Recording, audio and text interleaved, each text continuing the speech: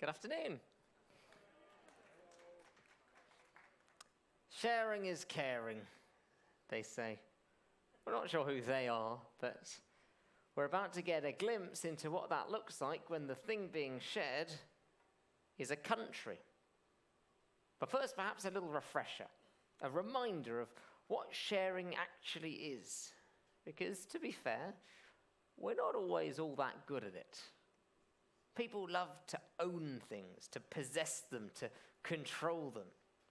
In a completely public lounge on board this ship, I'm sure there are more than a few territorial souls who have unofficially declared a seat their own. This is where I sit. This is my seat. It's not, but it is. When I'm in the venue, I will sit there. When I'm not there, you're welcome to my seat. That's sharing, right? Of course, there are some examples where that wouldn't constitute sharing in quite the same way. This is my wife. When I'm with her, she is my wife. When I'm not there, you're welcome to my wife. Clearly not. But in some situations, turn-taking is an effective form of sharing. Of course, another style of sharing is making use of the same thing at the same time. Two kids playing together with the same toy. It's hard to play a game of catch without implicitly agreeing to share the ball. If a room is busy and you shuffle up on a sofa to make more room for someone else to join you, that's sharing the sofa. You're not taking turns, you're both using the sofa at the same time. Of course, there are some situations where this method of sharing might be less appropriate. My wife analogy perhaps comes back to mind. Anyway, we can share all sorts of things. We can share toothbrushes. We can share information. We can share candy. We can share ideas. Sometimes sharing involves halving something. I'd like to share my chocolate bar with you. Sometimes it involves doubling something. I'd like to share my problems with you, or my love. But what about a country? Can I share a country with you? Well, as an individual, yes, of course. Citizens of a country inherently share their country with fellow citizens. But we don't own the country. Even in modern democratic terms, we are subjects of the country to which we are citizens. In a strange way, though most of us don't feel like this in our everyday lives, we are owned by our country.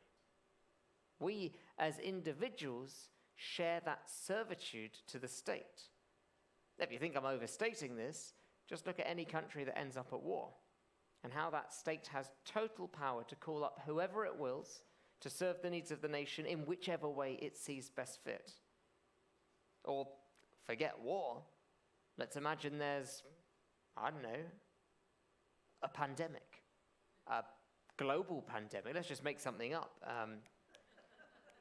It's highly unlikely to ever happen, but let's call it COVID.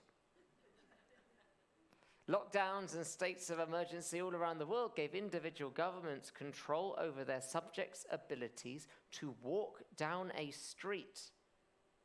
In the UK, friends were fined for meeting up in parks and walking 6 feet apart from each other. So let's hypothetically elevate ourselves from subjects to sovereigns. I am now the United Kingdom. I have a team of politicians that run my affairs for me. I have millions of subjects that work jobs to make me money. They look after my lands. They have children to ensure that I've got a good future and that I continue to be well looked after. It's a nice life being the United Kingdom. And you are the United States or Canada or whichever country you're from. Is it possible for us, me as the United Kingdom, you as your country, to share ownership of another country?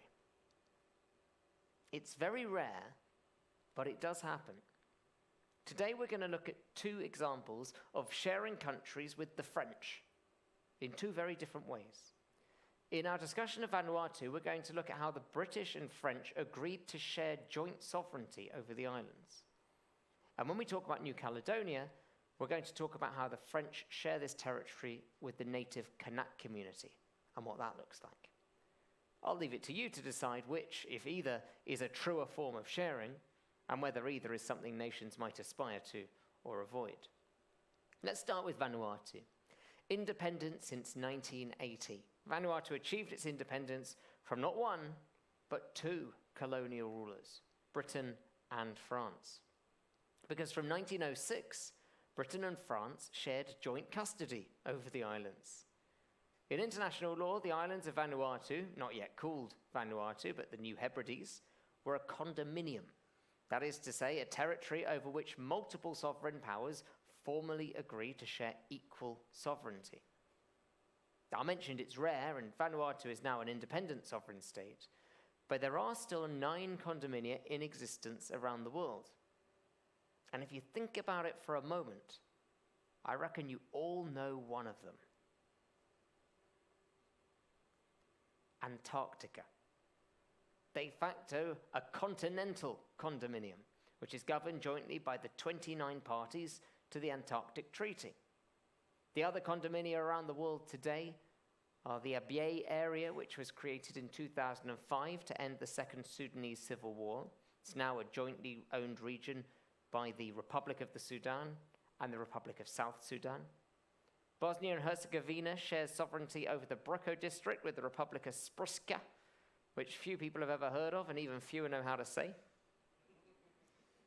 The Gulf of Fonseca is a tripartite condominium of El Salvador, Honduras, and Nicaragua. And that's not the only water-based condominium. Colombia and Jamaica share a maritime condominium called the Joint Regime Area in the Caribbean Sea. Also at sea, and relevant to our itinerary, Australia and Indonesia share ownership of what's known as the MOU 74 box, standing for Memorandum of Understanding. It covers a 50,000 square kilometre zone, including the Scott and Sering-Patum reefs, Browse Islands, Ashmore, and Cartier Islands. Germany's engaged in a couple of condominia, one with Luxembourg over the Moselle River, and a less clear-cut one with Austria and Switzerland over the beautiful Lake Constance. I say less clear-cut because while the Germans and Austrians have agreed to share the whole thing, the Swiss consider national lines to be drawn down the middle of the lake. And finally, Pheasant Island, a river island in Europe, is shared by the French and the Spanish as it has been since 1659. Pheasant Island is a unique example of turn-taking in sovereignty. The French manage the island from August to the end of January, and then they hand over the reins to the Spanish from February to the end of July. So, back to Vanuatu, formerly the New Hebrides. From 1906 to 1980, the British and French shared sovereignty over the islands. Here's how that happened. Back when the islands of the Vanuatu archipelago were first spotted by Europeans, it wasn't the French or British at all. It was actually a Portuguese man flying the Spanish flag, another example of sharing. The Portuguese navigator Fernandes de Queiroz arrived in 1606. He landed on the largest island of the archipelago, and he called it La Australia de Espiritu Santo, the southern land of the Holy Spirit. He thought he'd arrived in Australia. The Spanish, therefore, became the first Europeans to settle on the island alongside the tribal communities who already lived there, largely of the Lapita culture. But Spain's Nueva Jerusalem, Big Bay, didn't last very long. You see, not accustomed to sharing, the islanders didn't know how to receive their new Spanish neighbors. Some fled in fear, others trapped and ambushed the Spanish settlers. Within a month, Nueva Jerusalem was no more, and Queiroz boarded his ship and continued his search for the real Australia. The Ni Vanuatu, as the native tribes are known, were left to enjoy their islands alone for 150 or so years. And that's when the French arrived. Now, the French are different from the Spanish, better known for their kissing than their bullfighting. And peut-être unsurprisingly, the initial French settlers lived peacefully with the natives, trading, exchanging recipes. Maybe a little bit of voulez-vous coucher avec moi ce soir? That was 1768. They had a great time. They named some islands and they left. The only name from that era that survives is Pentecost Island, famous for its terrifying land diving, which we're going to talk more about when we get to New Zealand. In 1774, Captain James Cook arrived with the British flag ready to drive into the ground. Captain Cook carried a stock of flags just in case he found any islands that he wasn't expecting along the way. Oh, I'll have this one too. He was very pleased with his find. He named the islands the New Hebrides, after the Hebrides off the west coast of Scotland. And, as with the French, Captain Cook also found a way to live peacefully with the locals. Not by way of talk of the town tongue-tangled trifling, but with gifts. And they were perfectly happy with that. In many ways, they preferred it. Anyway, over the 18th and 19th century, the New Hebrides started to get a fairly regular host of visitors. Whalers, missionaries, sandalwood traders. Not everybody came to do good, of course. There's a 50-year period of forced labor, something of a contemporary slavery. From 1860 through to as recent as 1910, it's become known as blackbirding. Now, while it's not the same as other forms of slavery, the workers did receive payment and they weren't claimed to be owned. They had very little choice in the work they were doing, and they were often recruited, for want of a better word, by coercion and, surprisingly often, by kidnapping. Native Vanuatu workers would be tricked onto ships and blackbirded to colonial plantations in Australia, Fiji, New Caledonia, and the Samoan Islands. It was outlawed in Australia in 1906, and the other islands followed suit a few years later. At the height of the blackbirding indentured labor trade, half of the adult male population of the New Hebrides was shipped abroad to labor on plantations. But that's not to say that there weren't plantations here in Vanuatu as well. Of course there were. The British set up cotton plantations in the 1860s. The French set up more in the 1880s. But it wasn't a colony just yet, or at least not officially. You see, at around this time in Europe, certain companies were set up and given powers to go out and colonize on behalf of the nation. The government didn't need to get involved. They'd just take their cut of the profits at the end. It was a very arm's-length approach to colonization, but it worked very effectively from a Western viewpoint because it tapped into the capitalist mission of making as much money individually as possible in order to subsequently enrich the whole. In England, there was the East India Company. In the Netherlands, there was the Verenigde Oost-Indische Compagnie, two of the most powerful companies that have ever graced the surface of this earth. Companies with the powers to wage war, to imprison, to loot, to colonize, whatever it took. They were feared and respected in equal measures, but their histories are now highly controversial. This won't be the last time we talk about them this cruise.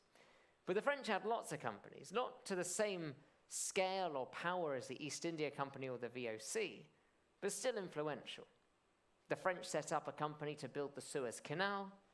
They did the same for the Panama Canal, though it didn't go quite so well. They set up the Compagnie Calédonienne des Nouvelles Hébrides. In 1887, a joint naval commission was set up to protect the French and British settlers on the islands, but made no attempt to influence internal native affairs. But this move was a move that brought Vanuatu's official colonial era closer to being. By 1906, the year of colonization, there were 401 French settlers and 228 British settlers. And the native Vanuatu population was growing tired of their constant tussling over foreign interests, and they petitioned for the two European cousins to stop squabbling and please choose which of you is going to colonize us. I'm not saying they were begging to be colonized, I'm sure they weren't, but this Anglo-French tussle was too much, and something had to be done. But the solution was surprising. Instead of the French taking control of the islands, or the British, the two countries agreed to administer the countries jointly, calling it the Anglo-French condominium. There were two systems of government, there were two legal processes, there were two judicial hierarchies, there were two financial systems, and they came together when required in a somewhat ineffective joint court. The French and the British shared the country.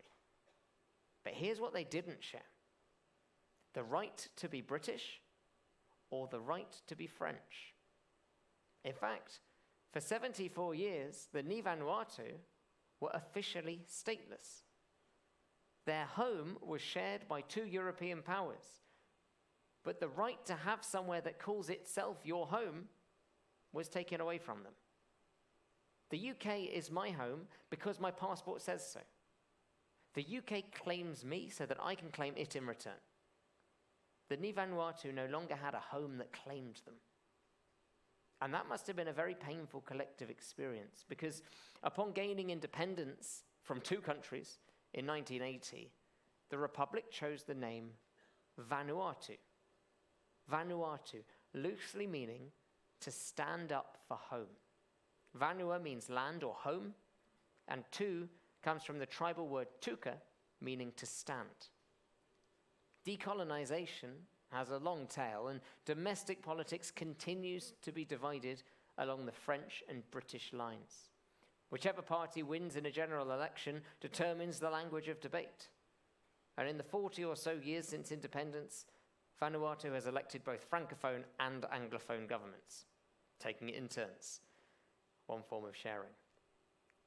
But there's another country in these parts that shares itself with the French, still, and that's New Caledonia, also named after Scotland. But given its French connection, the French and locals call it Nouvelle Caledonie. New Caledonia is one of very few places in the world where two flags share the same staff. Because when we visit New Caledonia, we're not just going to Nouvelle Caledonie. We are going to France. Real France. France with French people France. France with French people who have every right to vote for the president of France. France with French people with every right to move to other parts of France, to study in other parts of France, to work in other parts of France. But that is also, at exactly the same time, distinctly New Caledonia.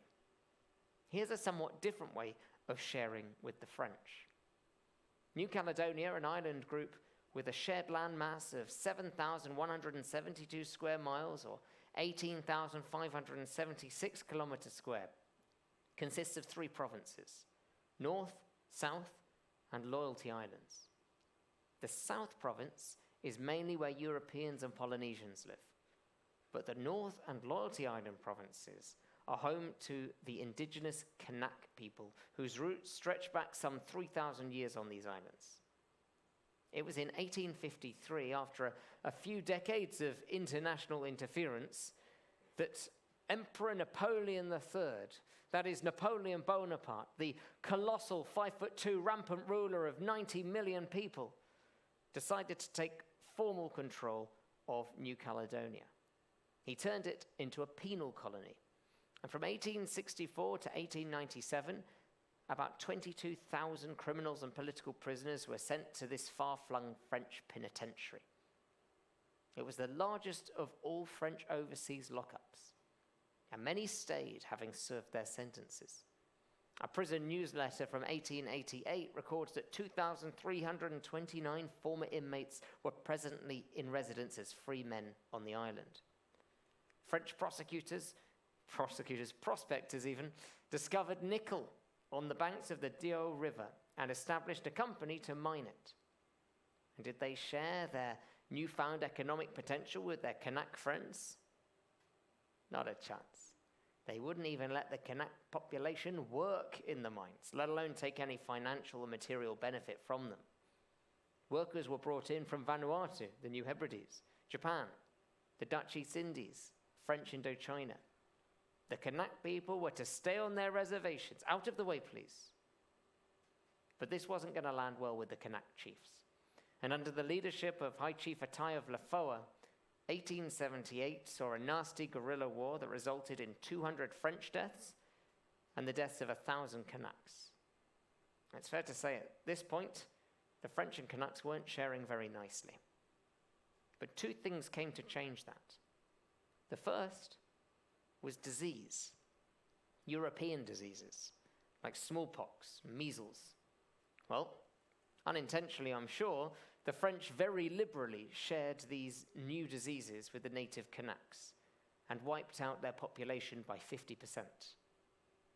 The second was World War II and the German occupation of France.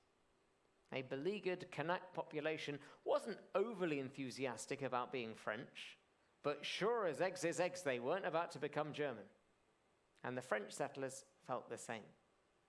In that age-old twist of fate, the two communities were united by a common enemy, and the General Council of New Caledonia voted unanimously to support the Free French government. Following the conclusion of the Second World War, in 1946, New Caledonia became an overseas territory. By 1953, all Caledonians, regardless of ethnicity, were granted French citizenship. A moment of sharing. But it's not been a perfect ride. Just because France wanted to share itself with the people of New Caledonia doesn't mean that the people of New Caledonia wanted to all become French. And the 1970s and 80s saw several conflicts between the French government and Kanak separatists who wanted to achieve independence. New Caledonia is one of the few places that bucked the global trend of decolonization following the Second World War. And France recognized that some concession would have to be offered. In May 1998, the Nouméa Accord set the groundwork for a 20-year transition that transferred powers from Paris to Nouméa, the seat of the government in New Caledonia. In other words, it put into practice a form of devolved government. But the Accord also wrote into law, French law, that an independence referendum would have to be presented to the people of New Caledonia no later than the end of 2018. And if the independence was rejected at the ballot box, a further 2 referenda asking the exact same question would have to be presented to the people, just to be sure. And so it happened. In November 2018, everyone of Kanak origin and other long-term residents of the territory was asked the question: should New Caledonia take independence from France? Voulez-vous que la Nouvelle-Calédonie accède à la pleine souveraineté et devient indépendante? 56.7% of the voters chose to remain French. So the question was reposed: should New Caledonia take independence from France? And in October 2020, the voting public of New Caledonia said non. This time, 53.4% voted to remain French. And so the question was put to the public for a third and final time in December 2021. And this time, 96% of voters chose to stay with France. Wow, zut alors, you might think. That's a lot of love for the French. What did they do between round 2 and round 3 that made them so suddenly popular? Nothing at all. The independence lobby boycotted the vote. New Caledonia is one of the best represented places in France in terms of democratic representation. New Caledonian voters elect the French president, 2 deputies and 2 senators in the French parliament. They also have the right to vote for representatives in the European Parliament, despite being 16,300 kilometers from Brussels. And locally, they're represented by a 54-member territorial congress, as well as their provincial assemblies. They share the same rights as every other French citizen, but they also maintain a distinction too, especially with respect to the Kanak community, which has several tiers of customary authority chaired by 57 chiefdoms, known in French as chefferies. In the legal system, in New Caledonia, the customary senate, where 16 chiefs sit, must be consulted on any law that concerns the Kanak identity.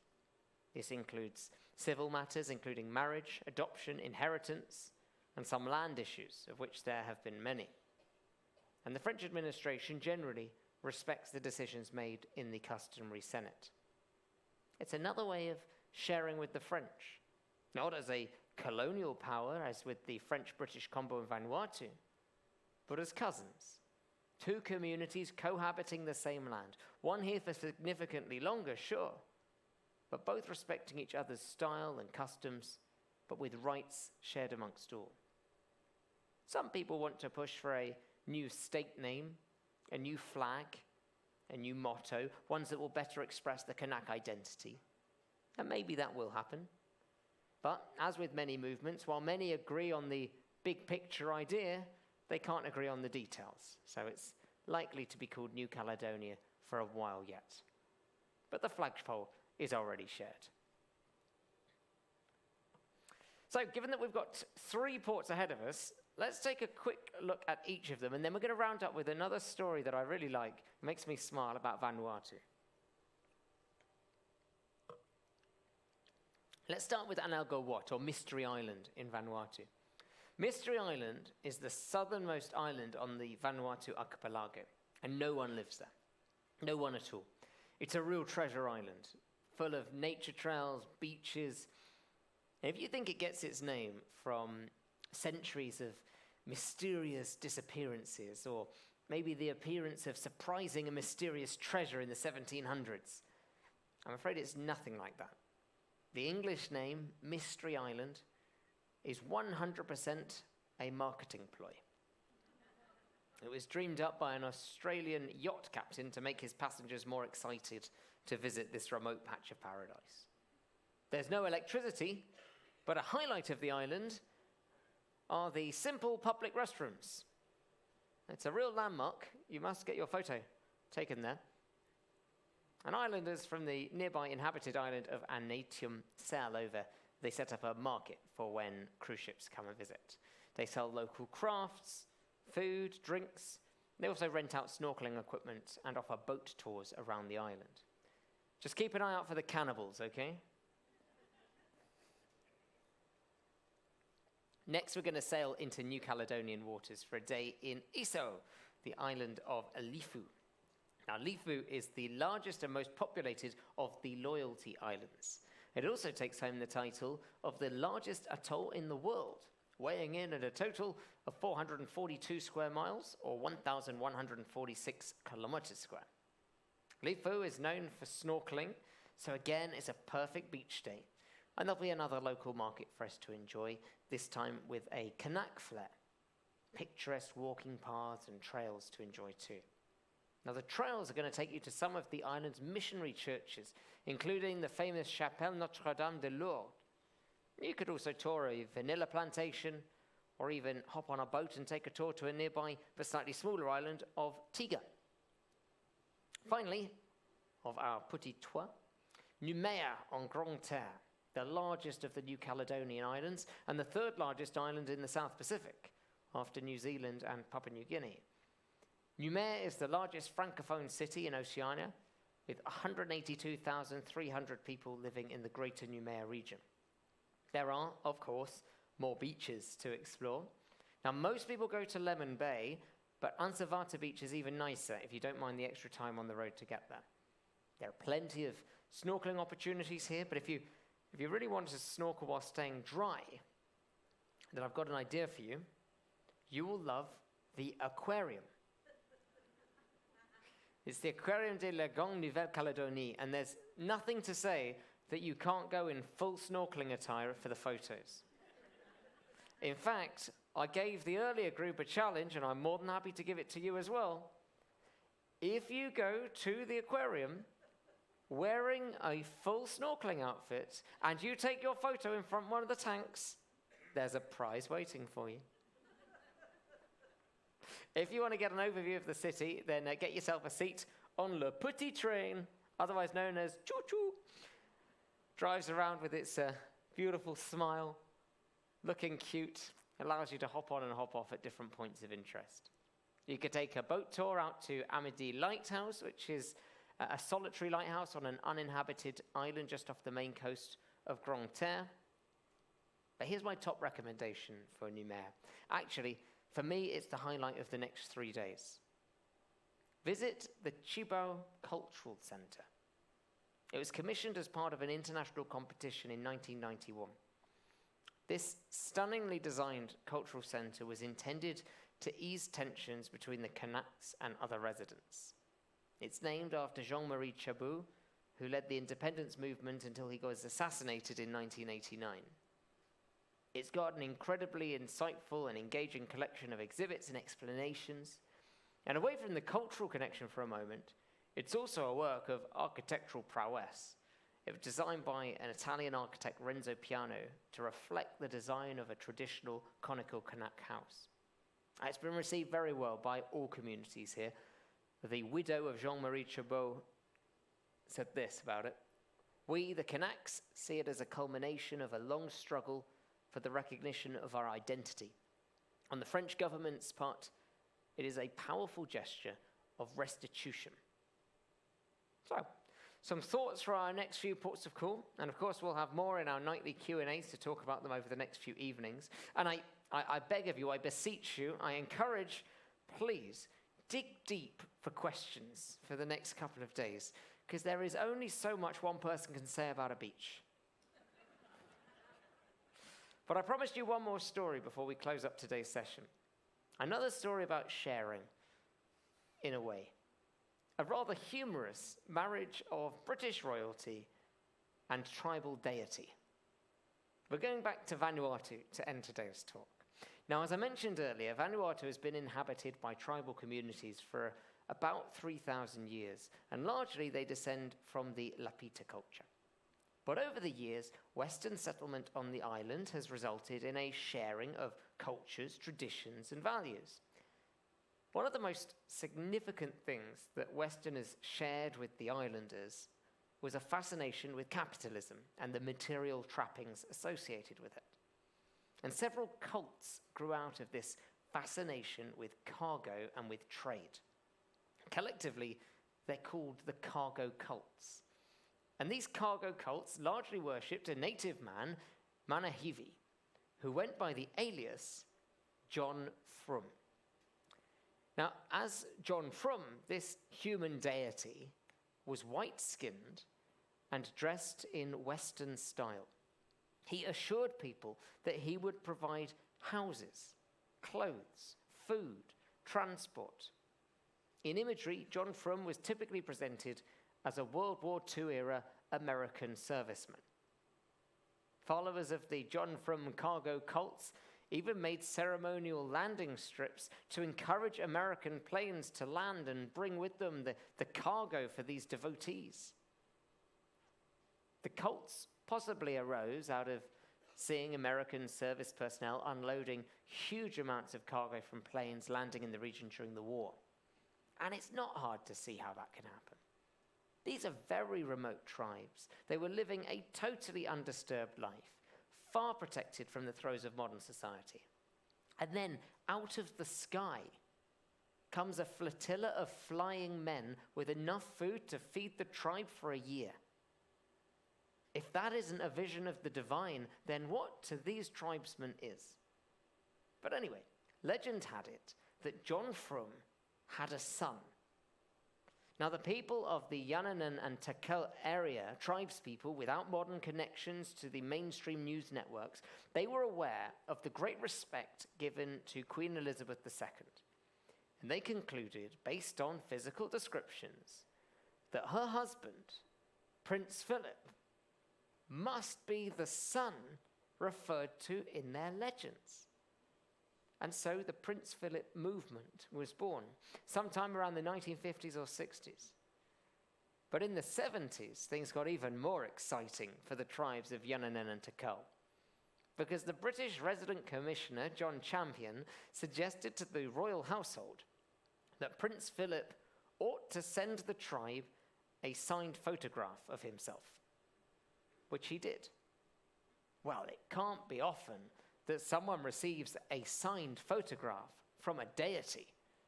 So they did what anyone would do in such a circumstance, and they replied. They sent Prince Philip a traditional pig-killing club called a nau-nau, and they asked him to return a new photograph of him holding it. And you'll never believe it, this god answered their prayers again. In the year 2000, lest they forget about him, Prince Philip sent the tribe a third photograph. All 3 photographs were held as prized possessions by Chief Jack Navier until he passed away in 2009. Since Chief Navier's passing, the chiefdom has been assumed by Chief Yapa. Made aware of Prince Philip's death in 2021, the tribe flew the Union Jack at half-mast and asserted their connection with the Queen as the mother of the royal family. Anthropologists who study tribal cult religions think that after a period of mourning, the group will possibly transfer their praises to King Charles, who visited Vanuatu in 2018 and is, of course, the grandson of John Frum. It's amazing the things you find we share in common once you start traveling. Thank you.